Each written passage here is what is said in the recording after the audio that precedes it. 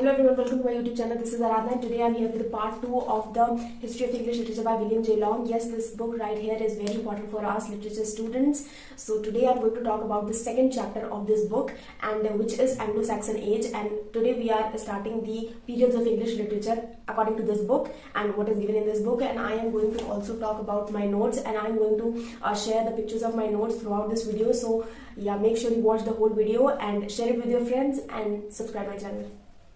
But before we start the video, let me make this very clear to all of you that I don't have PDF notes. A lot of you asked me in the last video that I need to share PDF notes, that what is the price of these notes. I am not selling these notes. I have just made these notes for myself, but I thought maybe I should share it with a lot of you who are struggling to make notes and struggling to read this book, because this is a pretty thick book and it's really time taking to make notes of all the chapters. Perhaps I'll do that in the future, but right now that's not my priority. So yeah, that's what I wanted to clear with all of you. So now let's get into today's video.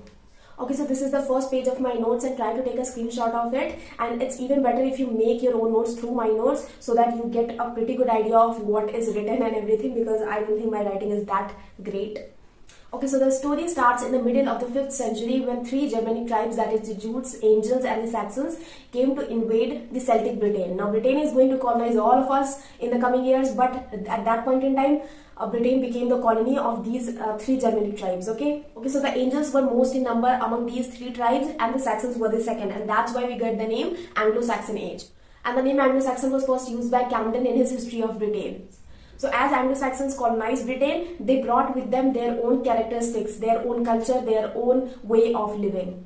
So here in my notes you can see that there are 5 most important characteristics in the Anglo-Saxons, and they came with all of these, and the people of Britain kind of started accepting these things as well. So it kind of amalgamated the culture of Anglo-Saxons and the Britain as well. Now here is the second page of my notes. Okay, so here I have written about the basic property of language and how it came into being, that it was a Teutonic language, and then how it evolved, but I'm not going to go into that because that is very basic.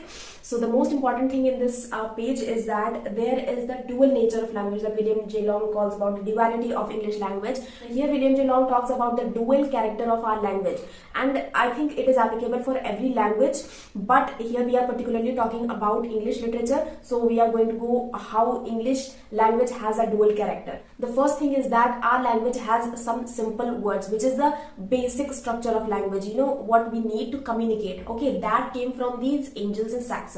Okay, Anglo-Saxon, this came from Anglo-Saxons.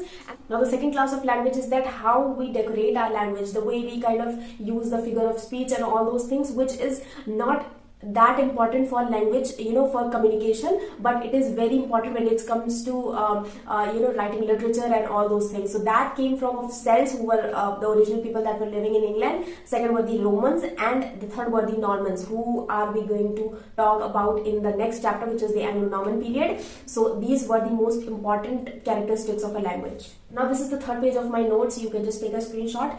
And now let's talk about the Anglo-Saxon literature, which is the most important part of this chapter. The Anglo-Saxon literature was divided into 2, okay, which was the pagans and the Christians. Pagans is kind of the people who believe that religion is in nature, in a way that it's in almost everything. Thomas Hardy talks a lot about paganism.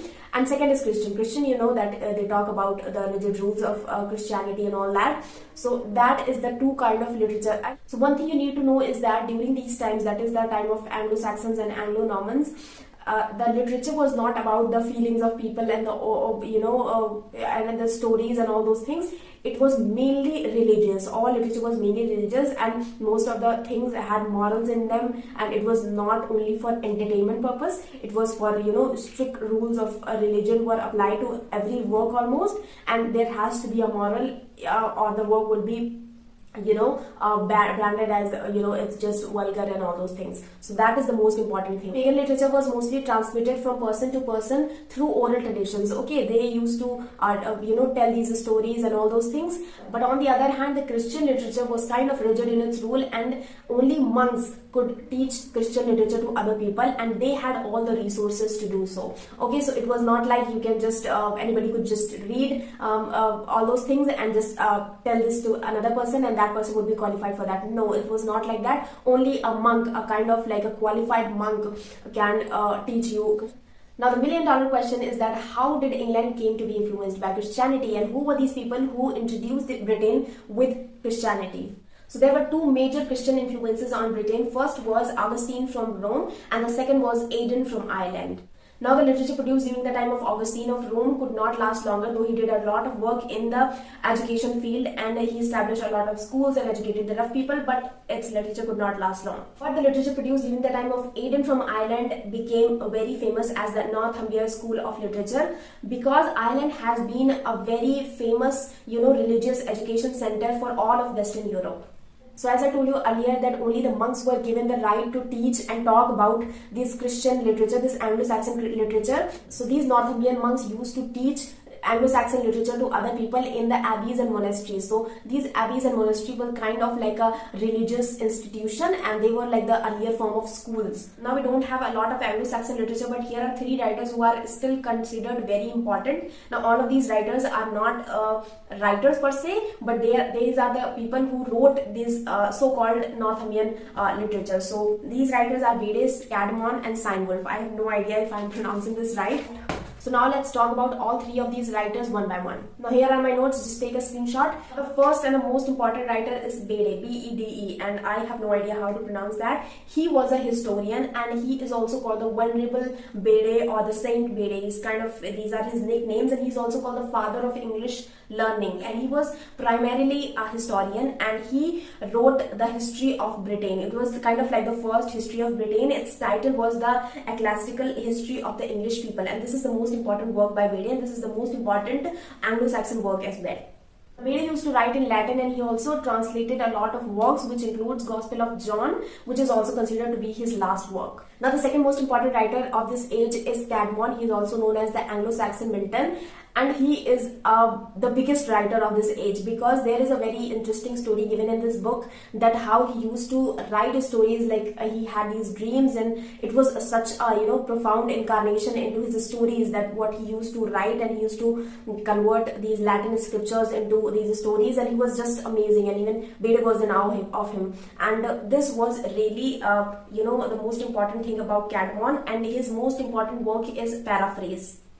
Okay, so the third writer is Cynewulf, and he used to sign his works. Sorry, that was a really bad joke, but this is a very great way to remember that Cynewulf, he was the first writer to sign his works. Bede and Caedmon did not used to sign their names on their works. Now, needless to say that he wrote on religious subjects, and he also wrote about Gregory the Great, and he wrote a lot of works that he signed, a lot of works that he didn't sign. So yeah, these were the three most important writers of this age. And with these writers, the Anglo-Saxon literature kind of flourished, and with these it kind of perished as well. Now let's talk a little bit about the decline of the Northumbrian literature, and then we'll wrap up this video. So what happened is that after this Anglo-Saxon literature was flourishing, the Danes, that is the Danish people, invaded England, and they kind of destroyed all the schools and all those kinds of things. So there was a battle between the Danes and the Anglo-Saxons, and even though the Danes did not win the battle, they destroyed a lot of monasteries, schools. With that, a lot of books and a lot of people, a lot of monks, teachers were put to death. And that's how the Anglo-Saxon age ended. Now, one important thing that happened after this battle was that people came to realize the importance of literature and education. And the king, Alfred the Great, who fought in this battle, he laid down his sword and started reading, and he studied a lot of Latin, and he made it sure that people get the literature that they deserve. And he did a lot of translation. He made these people do a lot of translation, and that's how the Anglo-Saxon literature that we have right now was preserved. Now the four most important works that were translated under Alfred's order were these. Now the most important thing that happened during this time was the writing of a Saxon Chronicle, which is a chronological record of the birth and death in Britain, and it was kind of the first history that was written chronologically correct. Now one of the most important thing that I have left in this chapter is the story of Beowulf, which is the first poetry in English literature. So I am going to make a separate video for that, because this video is getting very lengthy, and it was also written during the Anglo-Saxon period. So that's the most important thing, and we have no idea about who wrote it or anything. So yeah, that is that. So yeah, that was the second chapter of the History of English Literature by William J. Long. So do let me know if you like the video, and subscribe my channel for more such videos, and share this video with all of your friends, and like this video, because that's gonna motivate me to make more such videos. So yeah, that's all for today, and I'll meet you in the next video.